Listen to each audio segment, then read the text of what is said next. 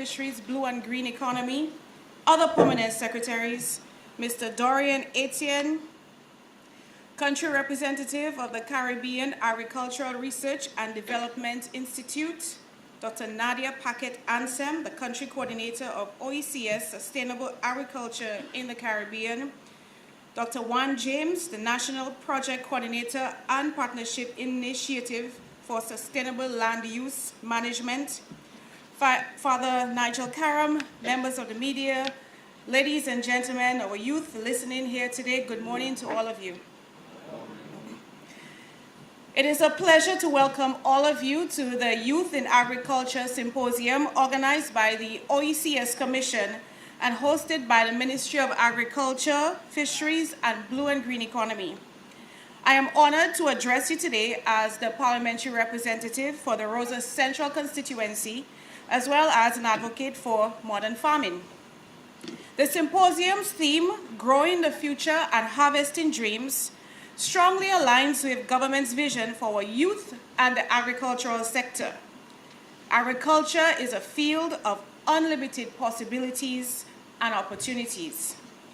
Agriculture has been the backbone of our economy, and today we stand at the crossroads of tradition and innovation.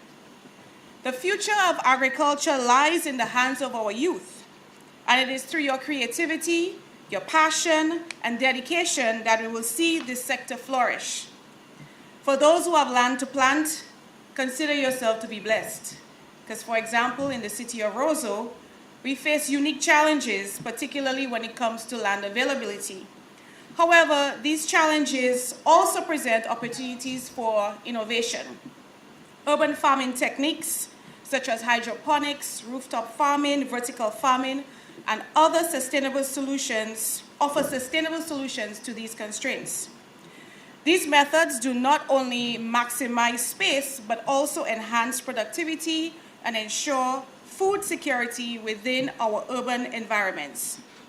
Modern farming is more than just a necessity. It is a pathway to a more resilient and self-sufficient community. By adopting these innovative techniques, we can transform abandoned and unused urban spaces into vibrant agricultural hubs, bringing fresh produce closer to our tables and reducing our carbon footprint.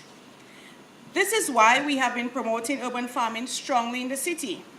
Whether you're the conventional farmer, you should always be open to the modern farming methods and possibly the use of technology, which will enable year-round food production without the loss of yields due to climate change. Technology has introduced a plethora of innovative farming methods that are continuously evolving, and I encourage you to conduct your own research and experiment with new techniques. For example, I want to describe myself as a farmer.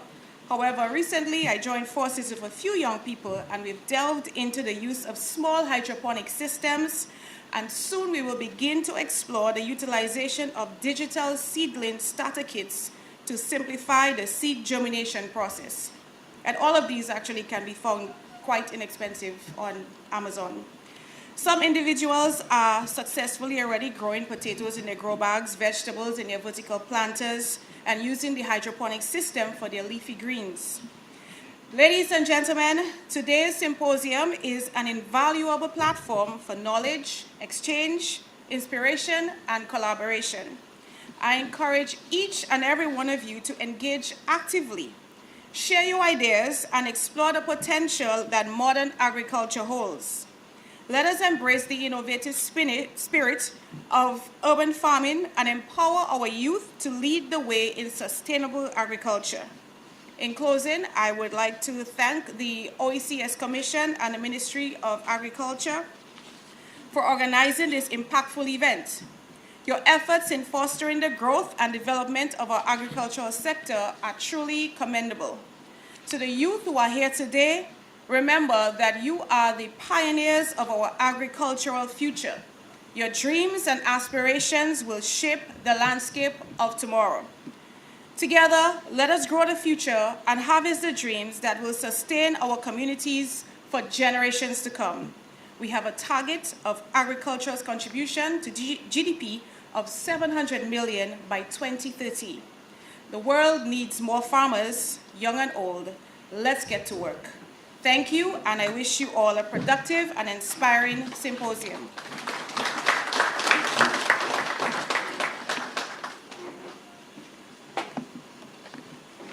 Thank you, Mrs. Skerritt, for reminding us that the future of agriculture lies with the youth and emphasizing the importance of technology and innovation. Ladies and gentlemen, the OECS has been a strong partner over the years, and so it gives me pleasure to invite Dr. Delicus Jules to give us remarks. Make him feel welcome, please.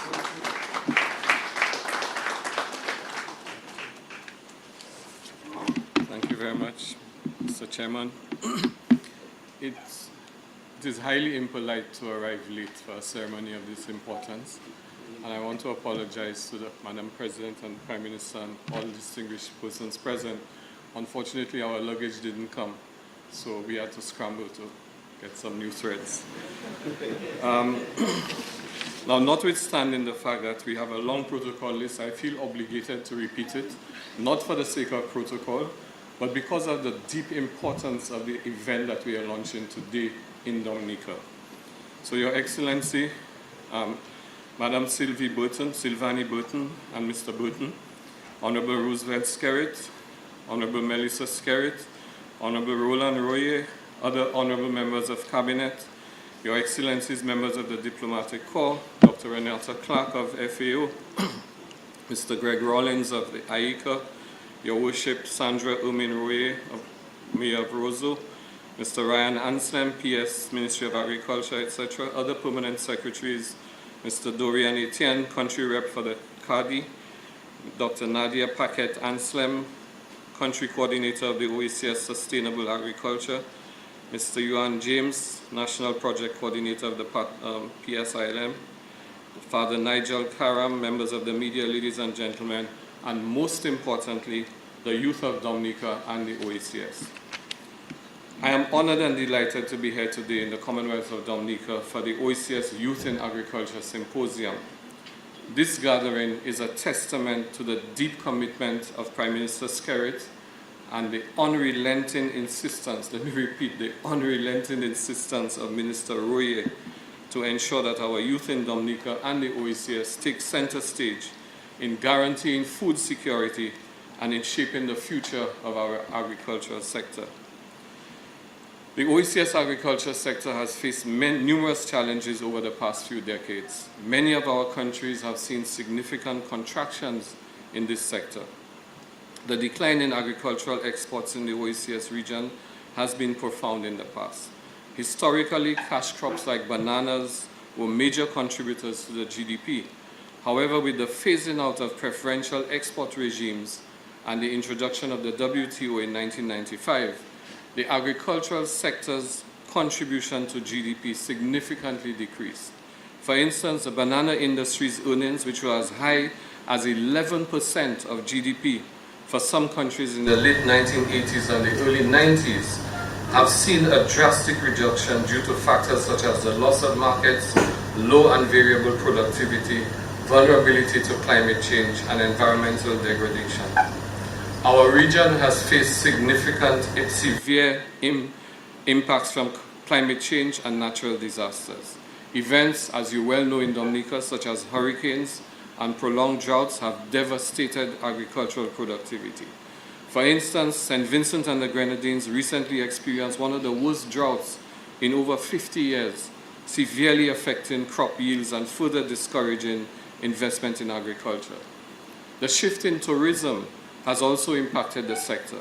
Over the years, tourism, to its credit though, has emerged as the dominant economic activity in many of the islands, replacing agriculture as the main driver of growth.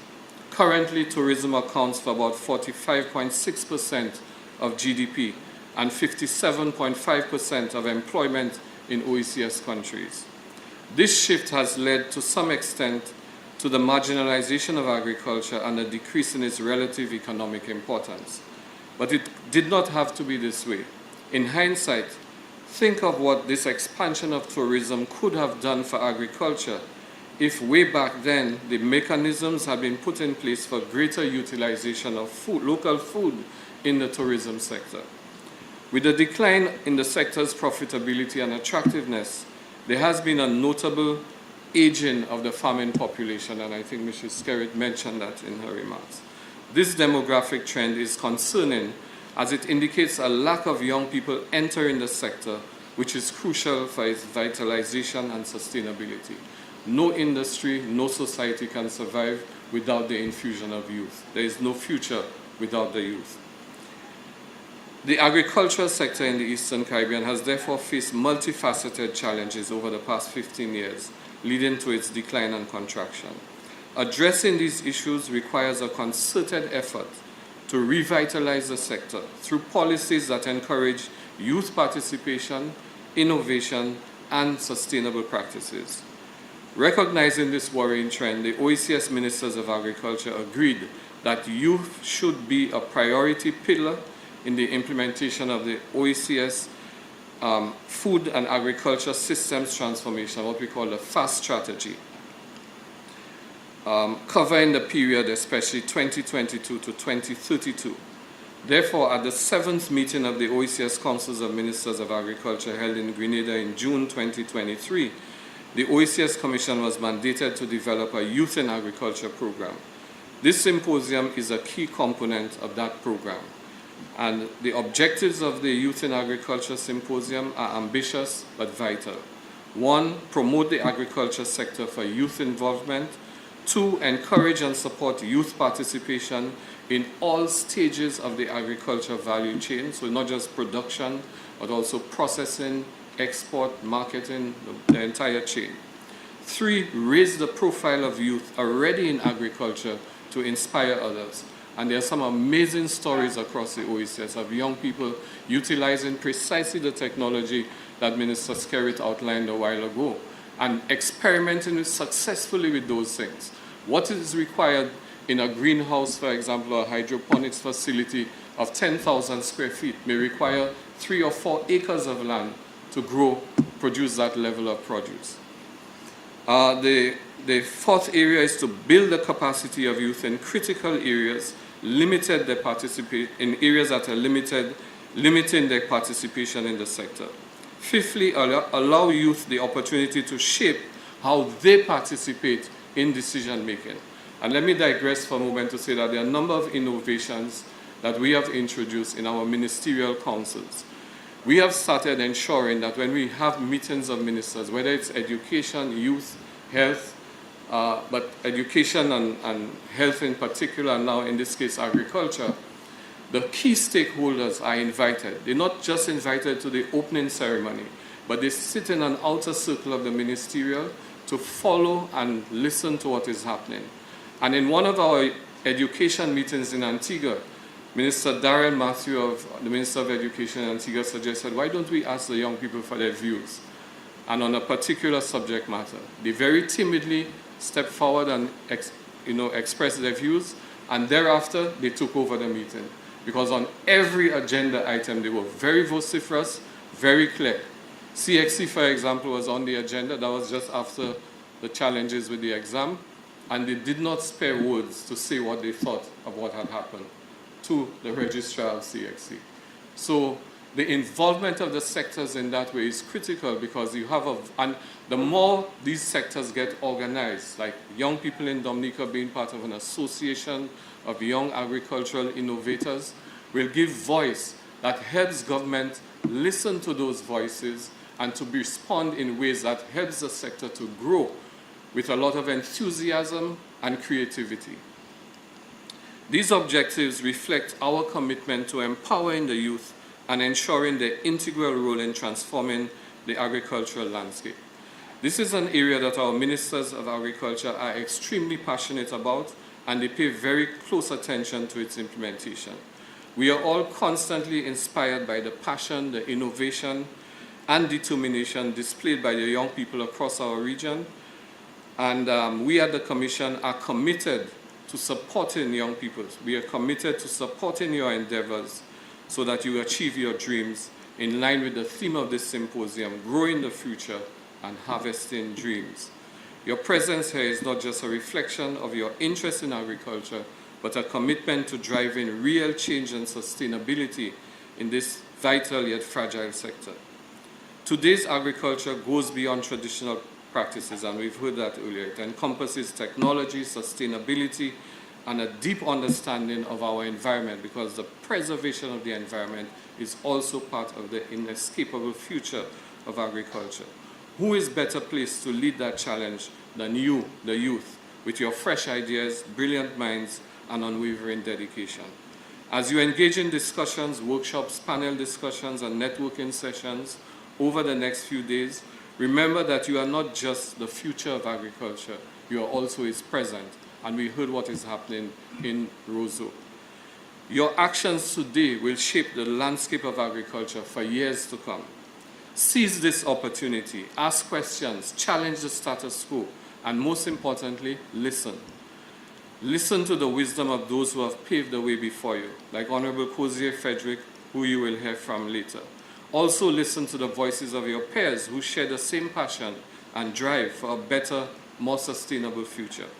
I have no doubt that with the collective energy and commitment in this room today, we will see groundbreaking innovations, sustainable practices, and a thriving agricultural sector driven by the power of our youth. Thank you for being here. Thank you for your dedication to agriculture, and thank you for being the change makers that our region so desperately needs. Let us embrace this journey together and make our agricultural sector vibrant, innovative, and sustainable. I thank you.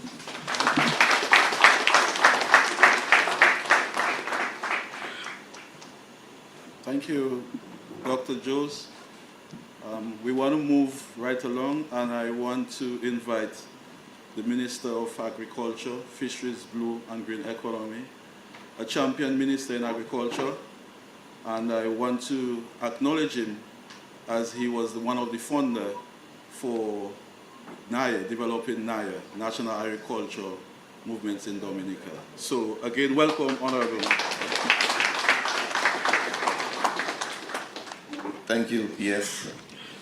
Let me acknowledge Your Excellency, Sylvan Burton and Mr. Burton, Honorable Rosa Skerrit, Prime Minister of the Commonwealth of Dominica, and Mrs. Skerrit, Honorable Joseph Isaac, Speaker of the House of Assembly, my colleague ministers, Honorable Defoe and Honorable Lakia Joseph, and other members of Cabinet, Your Excellencies, members of the Diplomatic and Consular Corps, Dr. Didicus Jules, Dr. Renta Clark, Mr. Greg Rollins, Your Worship Sandra Ermine Royer, Mayor of Roseau, the Financial Secretary, P.S. Anselm, other permanent secretaries, Dorian Etienne of CADI, Dr. Nadia Paquet Anselm, Mr. Yohan James, Father Nigel Karam, members of the media, and most importantly, the young farmers who are here, who've traveled from the OECS member states to be with us this morning, and of course, participants from Dominica. Good morning, all. It is with immense pleasure and pride that I stand before you today at the opening ceremony of the first OECS Youth in Agriculture Symposium under the theme, Growing the Future and Harvesting Dreams. This gathering brings together passionate minds, experienced professionals, and visionary leaders, all united by a common goal to shape the future of agriculture in the OECS. This symposium will mark the start of a resurgence of youth activism in agriculture in the OECS as we seek to achieve a more food-secure region. Agriculture is the backbone of our society, providing the essential resources that sustain life. As we navigate the challenges of the 21st century, including climate change, food security, and sustainable development, the role of youth in agriculture has never been more critical. Your innovative ideas, energy, and commitment are the driving forces that will lead us to a more resilient and prosperous agricultural sector. Today, while we focus on our theme, I would like to point out 3 pivotal areas that are crucial to the future of agriculture. They are climate justice, the adoption of new agricultural technologies, and value addition. These are not just buzzwords. They represent the pillars upon which we can build a sustainable and equitable agricultural future. Climate change is one of the most pressing challenges of our time, and its impact is felt by the most vulnerable populations, including smallholder farmers and rural communities. As small island developing states, we are facing the brunt of this changing climate, which is evident by the value of damage and loss caused by Hurricane Maria in 2017 and Hurricane Beryl in June of this year. Collectively, the loss to the agricultural sector in the OECS by these 2 storms, valued at $923 million. So as young leaders in agriculture, you must champion climate justice, ensuring that your voices are heard, and you must also advocate for policies and practices that mitigate climate change while also enhancing the resilience of the agricultural systems. As young farmers, you must also recognize that the adoption of new agricultural technologies is key to enhancing productivity, efficiency, and sustainability in farming. From precision agriculture and biotechnology to digital farming and automation, these innovations have the potential to revolutionize how we grow, manage, and distribute food.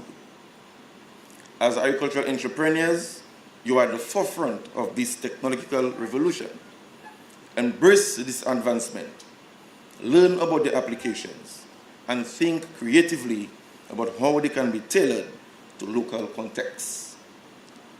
Technology should not be seen as a replacement for traditional knowledge, but as a complement that can enhance and improve agricultural practices.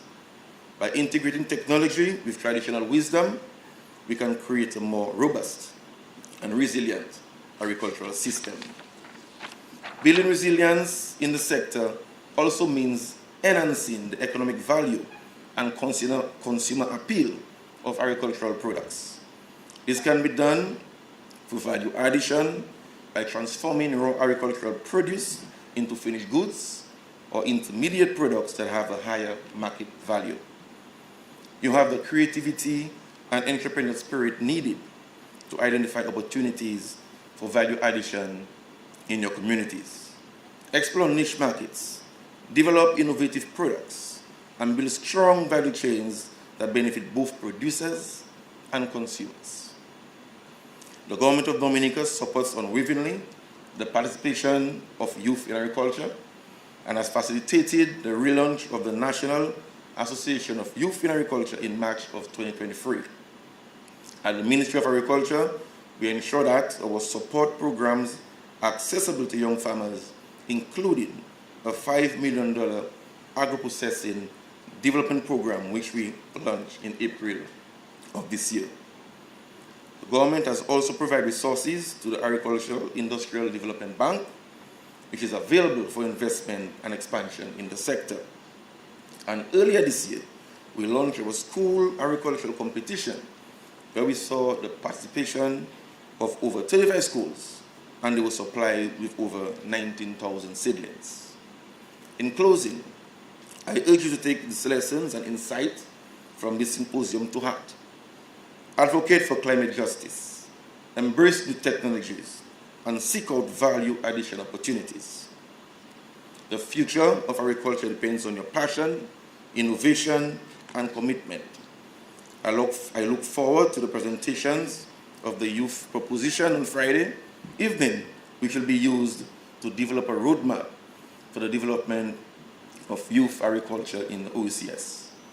I would like to extend my heartfelt thanks and gratitude to the Honorable Prime Minister for his support of the symposium and the Director General of the OECS Commission and his staff for identifying Dominica as a host country and securing sponsorship from the European Union. I'd also like to extend my gratitude to our other partners and sponsors, ICA, FAO, WUSC, PISLM, and the government of Dominica, whose support has made this event possible. A special thanks to our local coordinating team and the distinguished speakers and panelists who will be sharing their invaluable insights and expertise over the next few days. I wish you all a productive symposium. Thank you very much.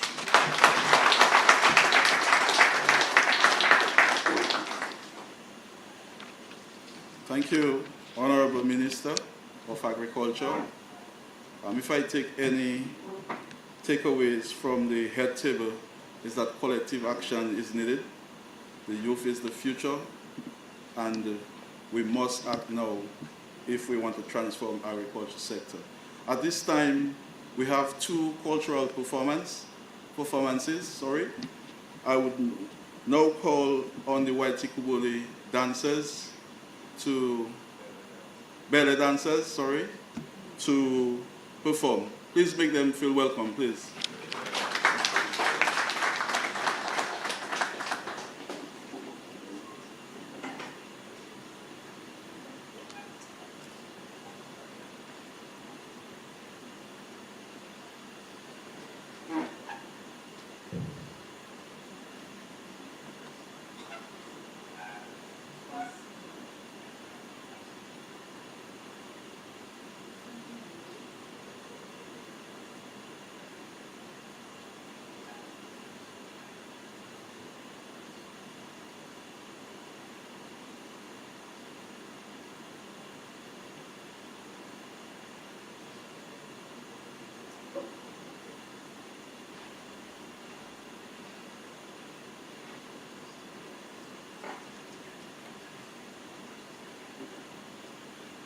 Alolike bame moso, le yampe yampe treat. Si bame moso, kwenye maje bela owi. Alolike bame moso, le yampe yampe treat. Si bame moso, kwenye maje bela owi. Alolike bame moso, le yampe yampe treat. Si bame moso, kwenye maje bela owi. Alolike bame moso, le yampe yampe treat.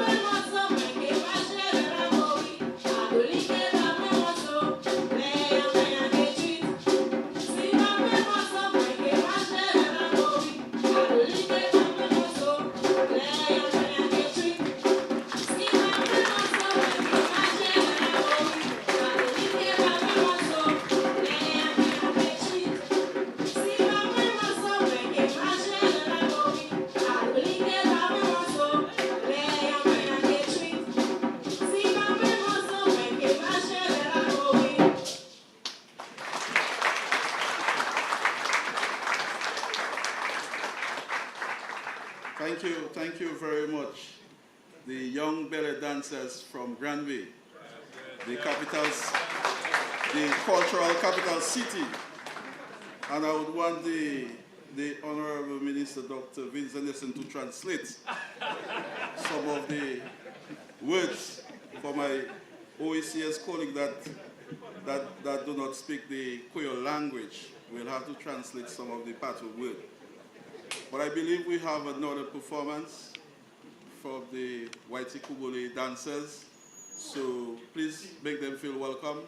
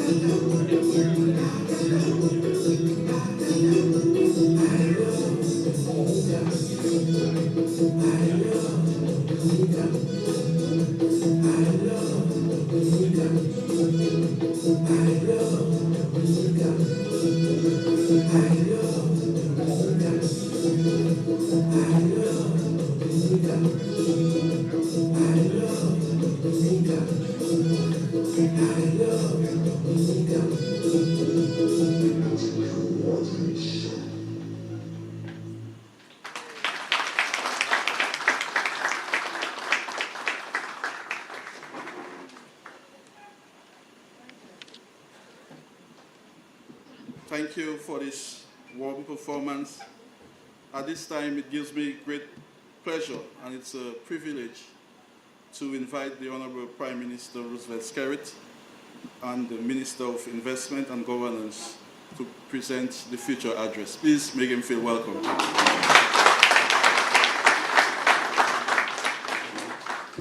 Thank you very much. Morning. Your Excellency, our President, Excellency Sylvanie Burton and Mr. Burton, Honorable Minister Skerrit, the Pilot Faroso, Honorable Joseph Isaac, our Speaker, Honorable Roland Roy, our Minister of Agriculture, my Cabinet colleagues, Your Excellencies, Dr. Jules, our Director General, Father Karam, distinguished ladies and gentlemen, friends all, good morning. And of course, in a special way, let me recognize the young people from across the OECS who are here. They're the reason why we're here today, and we celebrate them and we thank them for their presence and for their leadership in these efforts towards food security and sustainability within OECS.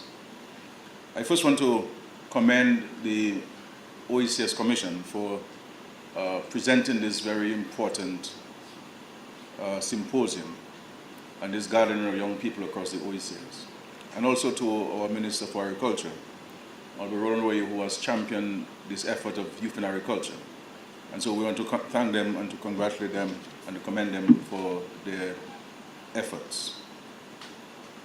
I want to say to us that agriculture is crucial to our survival as a sub-region. We cannot survive, neither can we build capacity and secure our well-being if we rely on importing food from outside the region. And my concern is that there is a growing tendency to rely on food imports for our sustenance. And sometimes we wonder, well, where are the jobs?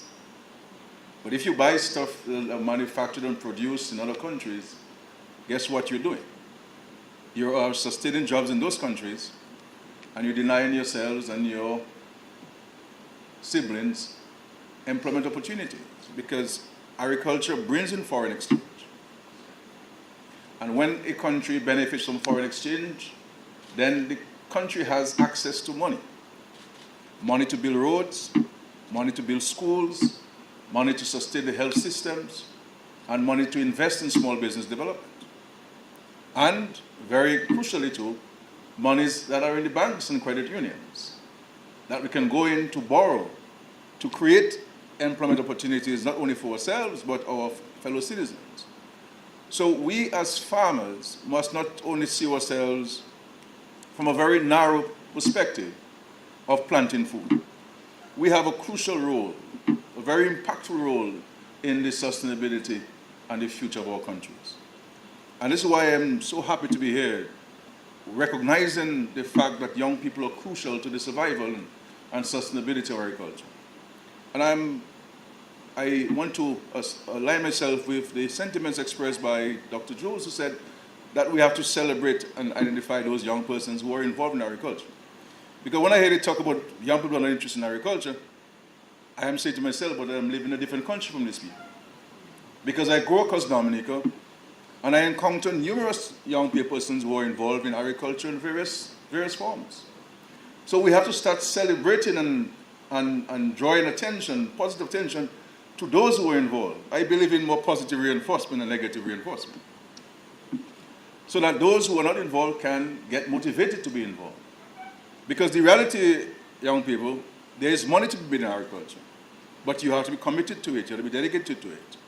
And you must be diversified. The monocrop way of agriculture is something of the past, which did not help us dramatically because our countries rely exclusively on banana exports. And what happened when the preferential share was taken away from us? Increased poverty, increased unemployment, increased dislocation. But if we had started the diversification efforts while we were in bananas, not away from bananas, but diversify around bananas, our economies would have been in a much better circumstance today. And our society would be in a much better circumstance today. And so I'm happy that we have the young people here who are important and willing to invest in agriculture. But we cannot speak about OECS agriculture and food export and imports. Neither can we speak about the 25 in 2025 if today we still have barriers towards importation of food from our sister CARICOM and OECS countries. Why is it that we can send our produce from Dominica to European countries and to North America, and within CARICOM they will not accept certain crops from Dominica or some OECS countries? It doesn't make sense to me. Are you telling me that these people overseas on other parts of the world are lesser human beings than us, or we're more susceptible to certain things that they're not? What is it? And so there must be the political will within CARICOM and the OECS if we are to really truly achieve our sustainability efforts and food security. If we're serious about it, it is just a matter of us going to our respective cabinets and passing SROs and removing those barriers. It's simple as this. We cannot go and tell the World Bank and tell the IMF to change the structure, and we are unwilling to change our structure within the OECS and CARICOM. And so this is why sometimes I don't like participating in these kind of conversations, because we're not serious about it sometimes, I feel. Because I believe in action, not words. And we have just too much talk around these things, around the CARICOM and the OECS, and therefore we need to have action. So we need to identify, when I address the session in Guyana in 2022, let us identify those obstacles, those trade barriers, those phytosanitary limitations that we put in just to prevent us from importing and exporting stuff to our respective countries. And the reality is, my friends, if any one of us in these OECS countries are going to consume our 3 meals from a supermarket, we'll have a problem. We'll have a financial problem because we can't afford it. And we'll have a health problem as we are confronting the OECS. The high incidence of diabetes and hypertension and strokes are clearly linked to our eating habits, our consumption patterns. And unless we change this, we're going to see an extraordinary increase in running our health systems in these countries. Because every health system in OECS is highly subsidized by the government. And how can we afford this? Well, we can prevent and we can reduce the incidence of CNCDs in our countries. And I keep saying to us in the Caribbean that the greatest threat to our survival is CNCDs. People were scared of COVID-19 and they said to our country in the COVID time, COVID is not our threat, CNCDs is our threat. Because when you have a 40-year-old with 4 children, suffer multiple strokes, unable to work, what's going to happen to these 4 children? And so I believe that there's a regional emergency where food security is concerned, access to food is concerned, and the health emergency. And all of these things are linked. And this is why I'm so happy the young people are here. And I want to encourage our young people to get involved in this.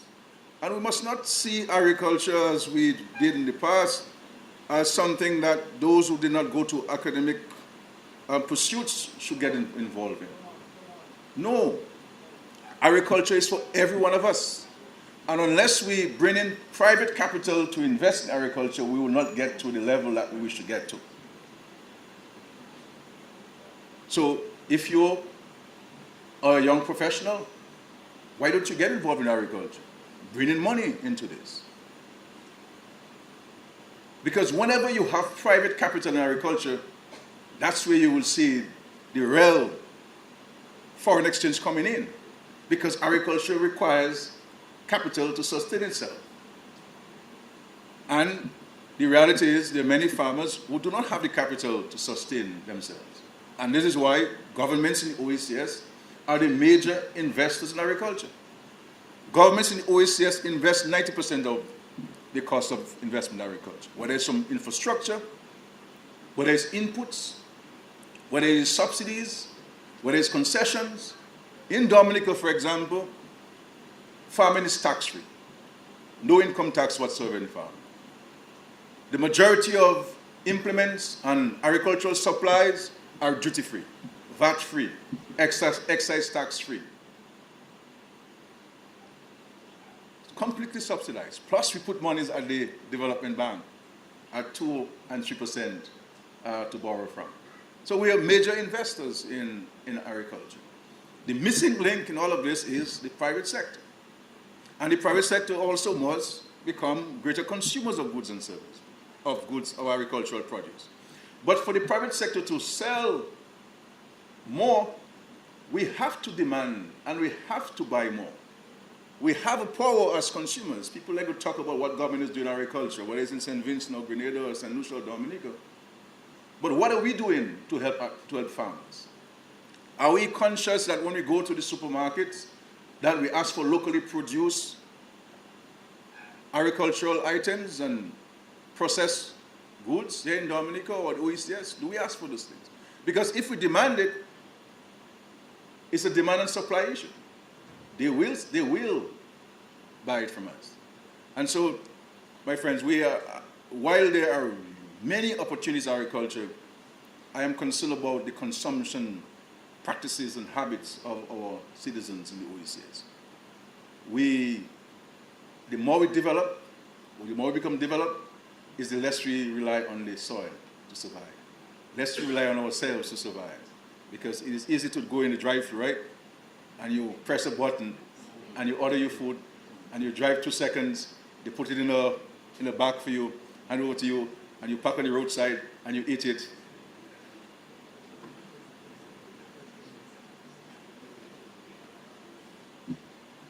And we go to the schools, and the children have box drink. They say 100% juice, but 100% water, 100% sugar. There's no vitamin C in this. And instead of helping the local farmer who is producing chicken, we buy these things called drumettes or buffalo wings, whatever they call it. And it's not buffalo wing anyway.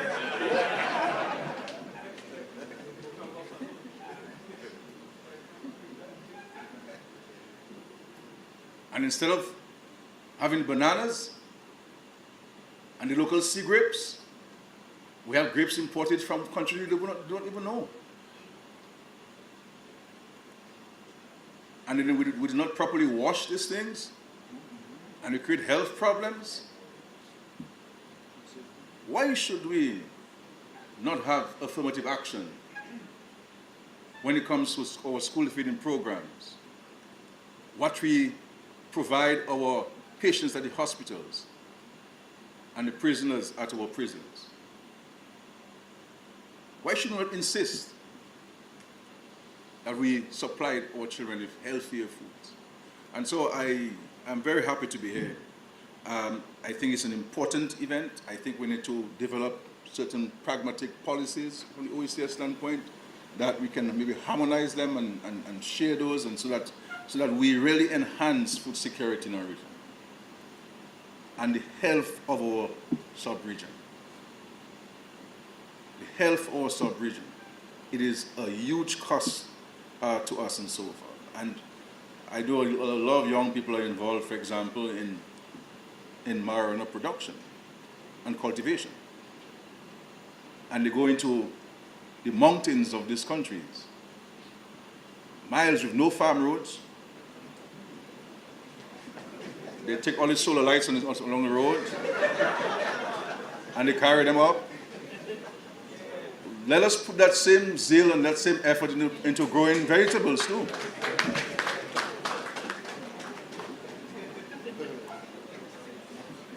People want to know how scary know that and so on.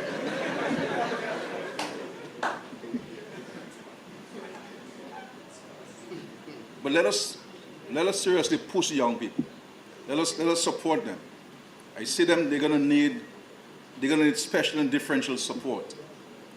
You know, access to cheaper financing, less hassle in terms of the access to the financing. They're gonna need more farm support, more access to technology. We need to really push this and have a special framework for them, so that we can motivate all these young people who are here, you know, seeking to ensure that they take on the baton and ensure that we have food to eat in the Caribbean. And as individuals, as families, we have to become, as far as possible, self-sufficient. The Lord gave us land for a particular reason, fertile soil, and the whole concept of backyard gardening in our countries, we have to take advantage of these things. And so I didn't come here to speak about the health aspect of it, but we cannot not speak about the health aspect of our society, because that's a huge threat to us. And so I wanted to be here this morning on the invitation of the Minister for Agriculture and the OECS to be here with you, to let you know that you have in me an advocate for agriculture in a practical and pragmatic sense. I can tell you, you can make money in agriculture. You can make money in agriculture, but only if you grow food and you diversify. You cannot rely only on dashing. Dashing takes 8-9 months. You have to have somewhere to sell every single day, every single week. And so let us push the young people. The theme is growing the future and harvesting dreams. We have to grow now and into the future. And so let us start growing now and into the future. And let us highlight the young people who are involved in this, in agriculture. And so, Minister of Agriculture, I'm happy to be here, Director General. I look forward to the outcome of this, because we have to hear from them, let them tell us what they would like us to do for them specifically, the challenges they're having, and expose them to the training as required, because the diseases is on the rise because of the impact of climate change. And this is, managing diseases on the farm will cost you about 35% of your budget. It's huge. And in some cases, you run the risk of losing your entire investment because of impact of illnesses. And I think there is a weakness in the part of the OECS where plant pathology is concerned, the study of diseases and the recommendations of how do you overcome this. And I think that it's an important element that we need to pay attention to. How do we address the issue of diseases and pests and so on in affecting our farms? While some of us try the natural ways, because it is an environmental issue and not concentrated to your farm, it's difficult to use the environmental way, the natural ways of it. And what sustainable way can we use to address diseases on the farms, to allow farmers to sustain their investments and to reap the benefits of their investments? So I think it's a crucial point that we need to not lose sight of. The issue of black sigatoka in bananas. How do we really address this? And so forth. And we're seeing an increase in this is specific to certain crops. And I think that there's an emergency required in terms of the studying of this and what do we need to do to address this. And I think farmers need those kind of answers. Farmers need those kinds of advice. That's something is not forthcoming or is not available. And I think all of our friends are here from FAO and CARDI and IUCA and the OECS, and I think this is where, from my perspective, that we need to really pay attention to and send more young people to be trained in those areas, because those who were trained back then have long retired and gone to the great beyond, and we have not had a succession in that regard. So let us move ahead. But for us to survive in agriculture, we have to consume. And when people talk about the food import bill and they try to link it to government, it's not government. It is us. It is us. If we decide when we go to the supermarkets, we want bananas, I give you the assurance there'll be many shelves with bananas in there. If we decide we want local sea grapes, then people will start planting sea grapes. And I want to say to the OECS and CARICOM that we have the ability to supply with so many crops. We can supply the entire CARICOM with ginger, Dr. Jones. But we have ginger from Asia on our shelves in the CARICOM. And when you taste the ginger, you wonder, what is this? Well, what kind of root crop is this? This is not ginger. There's no flavor in there. Nothing. Because when we plant in the OECS, we plant out of love for the soil. We plant because this is part of our culture, our tradition. When these big countries plant, it is about money. And they inject every single thing with hormones and all kinds of antibiotics. And I wonder where we're getting all of these cancers from. And then this chicken stay in this cold storage for months before they get to us. Fish and food were never meant to be frozen. And this thing you have to throw them on the ground for them to come apart. You take a hammer and knock them off for the wing to drop off from each other. No. When we have in the OECS access to fresh meat, less than 24 hours from slaughtering, you have it on your table. So you don't have to take a village politician to tell you that. We all know that.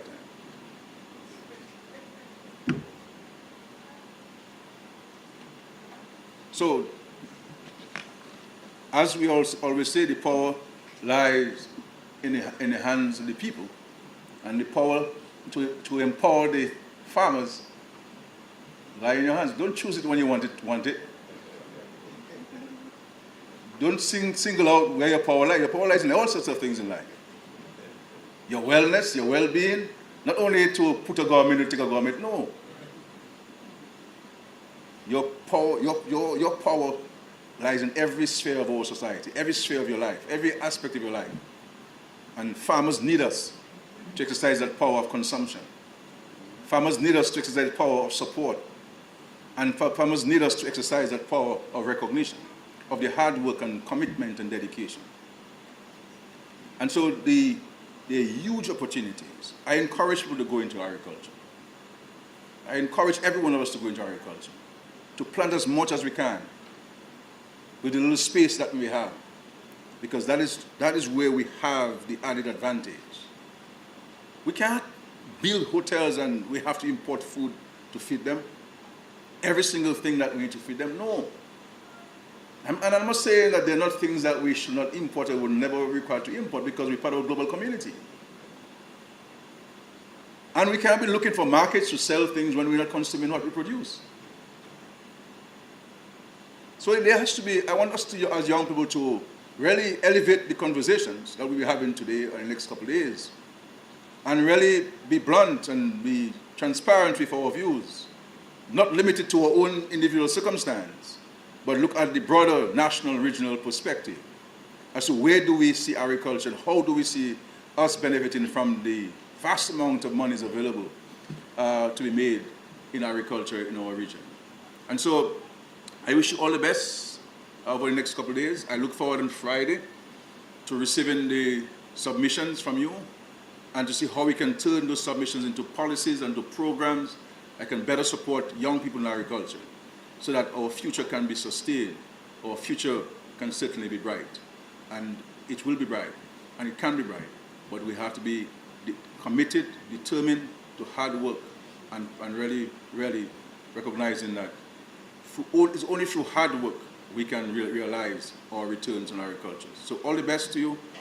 God bless our efforts. I think Dr. Jules and Minister, we need to push on this hard, partners, and I'm happy to see so many young people here today. And it is very, very important. And do not miss the point of the health emergency in our Caribbean. In Dominica, it appears that I'm on a one-man crusade and fighting the issue of CNCD. People don't speak about those things. We only speak about these things when we fall sick. But we can prevent these things. And so the President joined me a few weeks ago. Excellency joined me a few years ago. But it has to be a national crusade, a regional crusade. Let us not wait for when it affects us or our families to understand how impactful it can be. Because our concern should never be only when we get affected. Our concern must be when somebody else gets affected, and how can we prevent others from getting affected? Because eventually it'll get to ourselves and to our homes. Thank you very much.